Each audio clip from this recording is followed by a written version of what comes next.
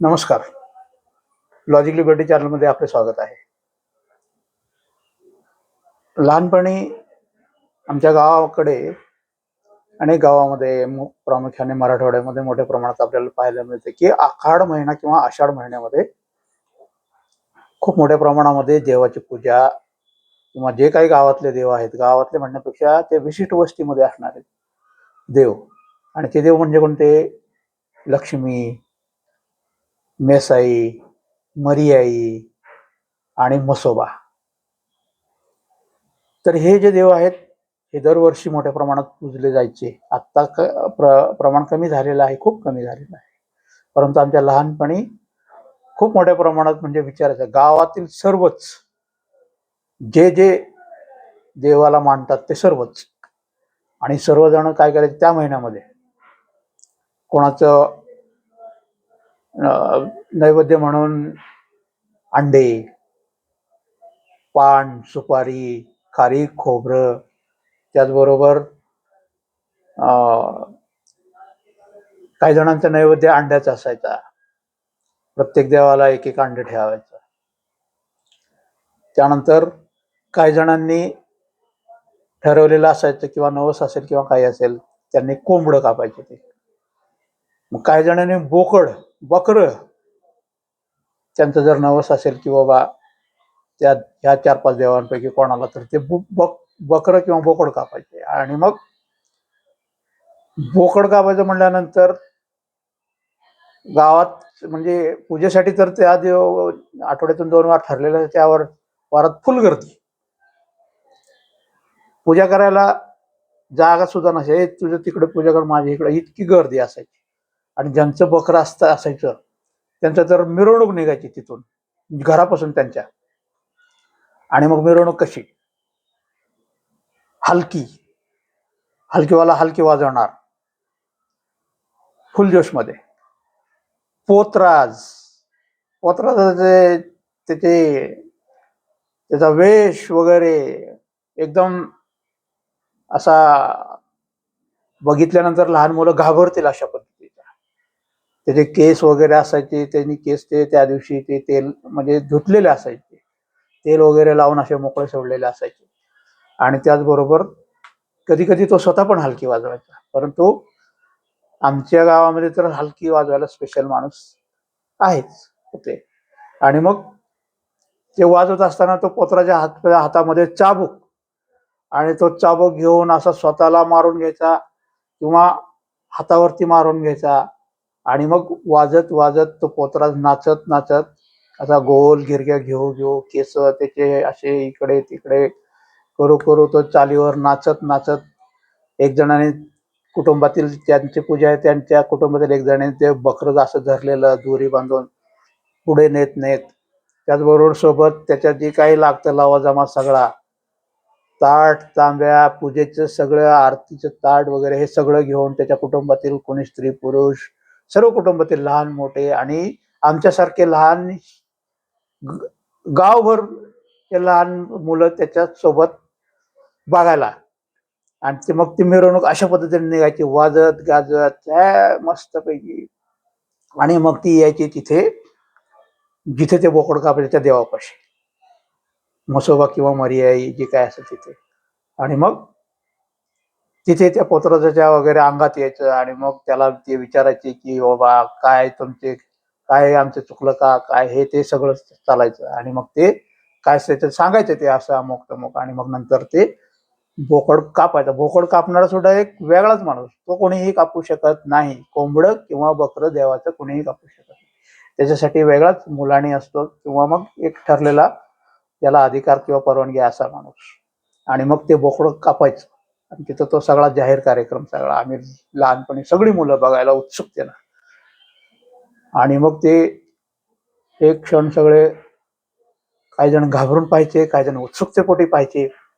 आणि मग ते बोकड झाल्यानंतर ज्यांच्या घरी हे हा कार्यक्रम असायचा बोकडाचा, तो तिथे गेल्यानंतर जेवणासाठी, ते बोकड जेवणासाठी 5 किंवा 7, 10 किंवा 11 अशा सवासणी सांगायचा. आणि त्यांचे ते जेवण वगैरे तयार झालं की त्यांना ते जेवायला बोलवून आणि त्याचबरोबर ते जेवण तयार झाल्यानंतर त्याचा नैवेद्य म्हणून ते तांब्यामध्ये त्याची ती भाजी, त्याचबरोबर भाकरी आणि त्याचबरोबर त्याचं ते मटण असं ठेवून जो कोणी देव असेल, म्हसोबा किंवा मर्याई, त्यांच्याकडे तो दुपारच्या वेळेत जे तयार झाल्यानंतर परत येऊन तो ठेवायचा. अशा पद्धतीने हे देव आपल्याला जे आहेत पाहायला मिळतात ना, ते एका विशिष्ट वस्तीमध्येच पाहायला मिळतात.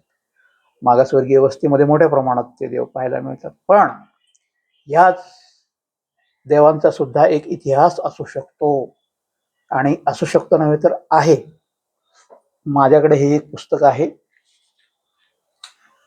या पुस्तकामध्ये, आणि हे पुस्तक कोण्याही अशा किरकोळ व्यक्तीचं पुस्तक नाही लिहिलेलं. हे पुस्तक ज्याने लिहिलेलं आहे या महान व्यक्तीचं नाव आहे क्रांतीसूर्य महात्मा ज्योतिराव फुले. आणि या पुस्तकाचं नाव काय आहे तर ब्राह्मणांचे कसब.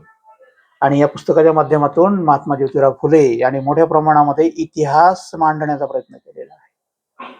आणि मग मी त्याच विषयाकडे बोलतो आहे की जो विषय आता मी सांगितला की हे जे देव होते, या देवामध्ये एक देव असा हे आहे ज्याचं नाव आहे म्हसोबा.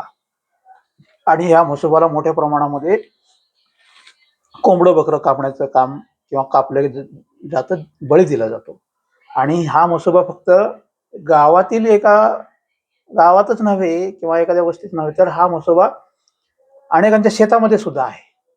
गावोगावी किमान एकाच्या तरी शेतामध्ये हा म्हसोबा आपल्याला पाहायला मिळतो. आणि त्या शेताचा मालक किंवा इतर लोक तिथे जाऊन त्यांना वेळ मिळेल तसं त्याला सुद्धा बोकड कापतात. कापताना मी पाहिलेला आहे किंवा त्याला बळी दिलेला आहे किंवा देत असतात. आणि हा म्हसोबा म्हणजे कोण आहे हे सांगण्याचं काम महात्मा ज्योतिराव फुले यांनी केलेलं आहे या पुस्तकाच्या माध्यमातून. तर काय म्हणतात महात्मा ज्योतिराव फुले की या पुस्तकाच्या मध्ये सुरुवातीला ते म्हणतात की जे क्षत्रिय राज्य होते त्या क्षत्रिय राज्यांची देशामध्ये 9 खंड सत्ता होती. 9 खंड आणि 10वी पण होती. 10व्या खंडाची सत्ता कुठे होती मी ते तुम्हाला पुढच्या व्हिडिओमध्ये नक्की सांगेन. आणि या 9 खंड जे राज्य होते आपल्या सर्व क्षत्रियांचे, आम्हा क्षत्रियांचे म्हणलं तरी वावगे ठरणार नाही. कारण याच्यामध्ये पुढे महात्मा ज्योतिराव फुलेंनी हे पण दिलेलं आहे की क्षत्रिय नेमके कोण कोण होते आणि त्यांच्या नंतर काय झालं. तर याच्यामध्ये काय सांगतात की महात्मा ज्योतिराव फुले की 9 खंड सत्ता होती. त्या सत्तेचे मुख्य राजे सुद्धा होते. त्या सत्तेला खाली सहकारी करणारे वेगवेगळे मंत्रीगण, त्याचबरोबर अधिकारी गण, आणि त्याचबरोबर त्या सत्तेचे मुख्य सुभेदार, शूरवीर मुख्य सुभेदार, ते सत्ता रक्षणासाठी, सत्ता चालवण्यासाठी सुभेदार सुद्धा होते. आणि हे जे मुख्य सुभेदार जे होते ना, किंवा मुख्य सुभा ज्याला म्हणतात, याच्यामध्ये महात्मा ज्योतिराव फुले यांनी वर्णन केलेलं आहे. 2 ओळीमध्येच मी तुम्हाला सांगतो की काय लिहिलेलं आहे. मुख्य महासुभा ज्याला आपण म्हसोबा म्हणतो ते कोण होते? शूरवीर मुख्य महासुभेदार, महासुभा, मुख्य महासुभा पाठीशी उभा, या सत्तेच्या 9 खंड सत्ता होती त्या सत्तेच्या, कमी नाही खबरदारीस. आणि हे मुख्य महासुभा जे होते ते या सत्तेच्या पाठीशी खंबीरपणे उभे होते. आणि मुख्य म्हणजे मोठी खबरदारी घेणारे होते की शत्रू आपल्यावरती कुठल्या पद्धतीने चालून येणार नाही याची खबरदारी घेणारे होते. आणि मग याच्यामध्ये काय म्हणतात की त्याला आपण म्हसोबा म्हणून पुजतो ना, तर ते हेच महासुभा, मुख्य महासुभा, महासुभेदार होते जे या 9 खंड सत्तेच्या आरक्षणासाठी ज्यांनी स्वतःचा किंवा लढता लढता ज्यांनी वीर मरण पत्करले, तेच म्हणजे हे महासुभा, मुख्य महासुभेदार. त्यांच्यासोबत इतर सुभेदार पण असतील, परंतु मुख्य महासुभा ज्याला आपण म्हसोबा म्हणतो. महासुभा या शब्दाचा अपभ्रंश नंतर म्हसोबा असा झाला आणि या म्हसोबालाच नंतर कालांतराने आपण आपल्या अज्ञानापोटी किंवा आपल्याला कोणीतरी सांगितलं की हे तुमचं देव आहे, अमुक आहे, तमुक आहे, त्याला काय लागतं तर त्याला हे नैवेद्य लागतो, बोकड, कोंबडं, अंड. त्याचबरोबर इतकंच नव्हे तर रेडा सुद्धा, त्याचा बळी सुद्धा त्या म्हणजे परंपरेने देण्याची प्रथा होती असं आपल्याला पाहायला मिळतं किंवा ऐकायला मिळतं. तर अशा पद्धतीने आपला जो इतिहास आहे हा फार महत्वाचा आहे, मांडणी यामध्ये केलेली आहे. ज्यांना आपण अंधश्रद्धेच्या पोटी वेगळ्या किंवा चुकीच्या पद्धतीने पूजतो, तर तसे न करता आपण आपले जे पूर्वज होते मुख्य महासुभा सांभाळणारे, त्यांना आपण म्हसोबा म्हणतो. तर त्यांचे अनेक असे गावोगावी महासुभेदार होते, म्हसोबा होते. मुख्य महासुभा सांभाळणारे होते. तर त्यांनाच आज जे आपण म्हसोबा म्हणून जो पूजतो किंवा त्यांच्यासाठी कोंबडं बकरं देतो, तर ते आपले इतिहासातील पूर्वज होते किंवा इतिहासामध्ये त्यांनी आपल्या नवखंड सत्तेसाठी आपले प्राणपणाला लावलेले होते. हा इतिहास या ठिकाणी महात्मा ज्योतिराव फुले यांनी या पुस्तकाचं आणखीन वैशिष्ट्य सांगतो. या पुस्तकामध्ये असे अनेक इतिहास दडलेले आहेत. वेळेअभावी मी तुम्हाला ते पुढच्या अनेक वेगवेगळ्या व्हिडिओच्या माध्यमातून सांगण्याचा प्रयत्न करेन. तर हा व्हिडिओ आपल्याला कसा वाटला नक्की सांगा आणि त्याचबरोबर चॅनलला अशा वेगवेगळ्या व्हिडिओ पाहण्यासाठी चॅनलला सबस्क्राईब सुद्धा नक्की करा आणि कमेंटमध्ये आपली राय नक्की द्या. धन्यवाद. थँक्यू.